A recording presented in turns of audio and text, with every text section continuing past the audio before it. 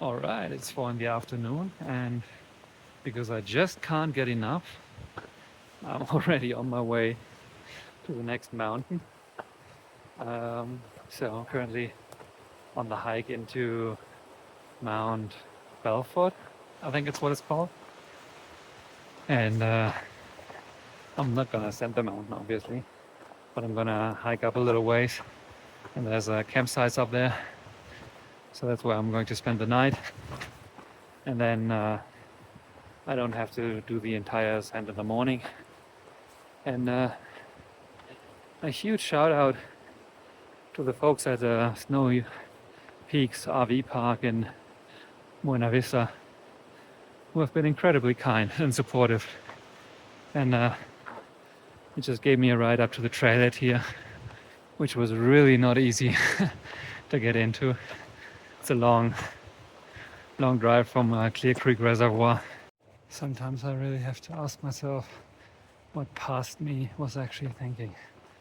After climbing A14 in the morning, pack your backpack with a full 4-day resupply and then head out with the entire pack and climb another 2,000 feet on the way to another 14 in the afternoon. Yeah, that sounds like a good idea. It's one of those thoughts where future me thinks that makes total sense, and today me thinks, the hell are you even thinking? All right, I climbed 1,800 feet with my full pack and pitched my tent on the first spot that I found that seemed decently okay. So I'm gonna leave most of my camping gear and my big food bag here tomorrow, and then slack pack up the mountain and collect the stuff on the way back. Here's how my bear hang works. Most of the time it doesn't, because if you look at those trees, they have almost no twigs. And you're supposed to be at least 10 feet high and 6 feet horizontally. So to make that work, I do the 2-tree method. Tie it to one tree, tie it to the other tree, and then hoist the thing in the middle.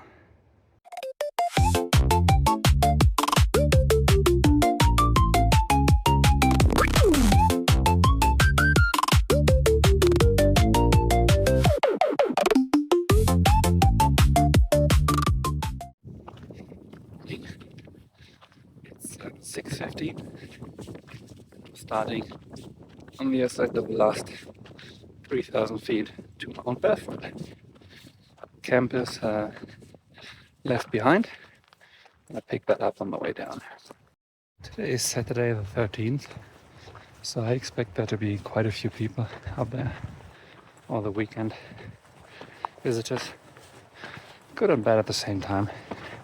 Good because trailhead will probably be packed and it will be easy to get a hitch out of this valley. Arrived at the bottom of the ridge line. This is where it continues up that boulder field. I'm definitely not as refreshed as yesterday. Those almost 7,000 feet of climbing still stick in my bones. So it's one step at a time. Just about made it to the shoulder. You can see, because the surrounding mountains are all lower, you can kind of watch over them. And a few steps over there, that little bump hits the summit.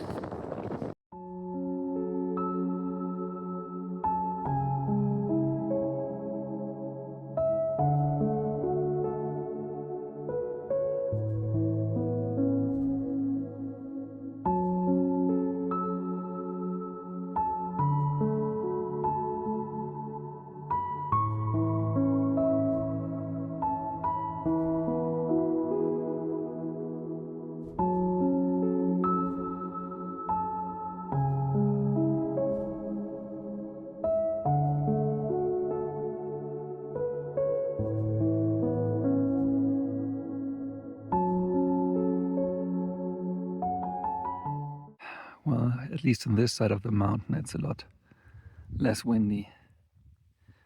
Here's the traverse to Mount Oxford. It goes here and then down that ridge. No, over there it is. But given how my legs feel, I think I'm not gonna do that today. Now it's back down again. That steep ridge. It was probably easier up than down. Now, as I say, up the mountain is only halfway. This is particularly true for this one. The steep ridge down here is really nasty to walk down on. It's 9:30 and I'm back at tree line. Now it's about another 2,500 feet down to the trailhead, and then I'll call it a day. Well, I'm back at the trailhead. Another successful adventure. So I originally wanted to climb Mount Harvard, but then yesterday I realized that that was just on the other side of the valley of Mount Yale, so the view would pretty much be the same except from the other side. So that's why I decided to skip that and go for Mt Belford instead. And this morning I was considering two options. One would be, because the red line actually passes just a couple of miles west of here in this valley, and I was considering just walking down and then rejoining the red line and climbing Hope's Pass into Twin Lakes. But there's a couple of reasons why that doesn't make any sense. The most important one being that there's a resupply package arriving on Monday that I need to pick up, and if I'd walk into Twin Lakes today, then I would have to backtrack all the way to grab both my resupply package and my new shoes. So that's one reason. The other reason is that I'm actually pretty tired after these two mountains. It's a different kind of movement. Usually when I'm hiking here in Colorado, elevation change of 4,000 to 6,000 feet a day is not unusual, but it's way more spread out. It's like a number of small climbs. They're usually very gradual. They're not that steep. You don't have these hip high steps all the time.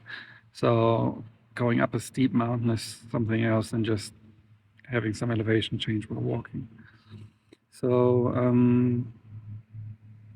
I've decided to head back to the RV park, which was my backup plan anyway.